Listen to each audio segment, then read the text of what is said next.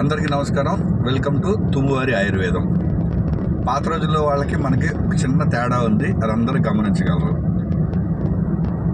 పొద్దున్నే లేవగానే పాత రోజుల్లో మన తాతలు తండ్రులు 1 కిలోమీటర్ వెళ్ళేవాళ్ళు నడుచుకుంటూ, చెప్పులు లేకుండా నడుచుకుంటూ వెళ్ళడం వల్ల వాళ్ళకి చక్కగా ఆక్యుప్రెషర్ అందేది, మంచి వాకింగ్ వ్యాయామం అయ్యేది, ప్రత్యేకంగా వాకింగ్ వెళ్ళాల్సిన అవసరం లేకుండా పని అయిపోయేది, సుఖ విరోచనం అయ్యేది.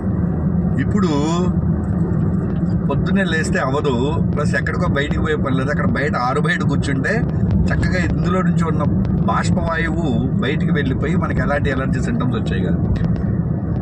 ఇప్పుడు ఇండియన్ కాకుండా వెస్టర్న్ కంపౌండ్లు తీసుకొని దాంట్లో కూర్చోవడం వల్ల ఆ బాష్పవాయువు అంతా మళ్ళీ రివర్స్ మనకే పట్టి ఎలర్జీ సింటమ్స్ పెరుగుతూ ఉన్నాయి. అలాగే మినిమం ఎక్సర్సైజ్ లేదు. బెడ్రూమ్లో నుంచి బాత్రూంలోకి కరెక్ట్గా 4 అడుగులు కూడా వేసే పని లేదు. సో మినిమం ఎక్సర్సైజ్ లేకుండా అందరికీ ఈరోజు కాన్స్టిపెన్సీ ప్రాబ్లమ్స్ వస్తున్నాయి. ఇది నిజమా కాదా ఒక్కసారి అనాలిసిస్ చేయండి. Thank you. Me Tum Ramesh.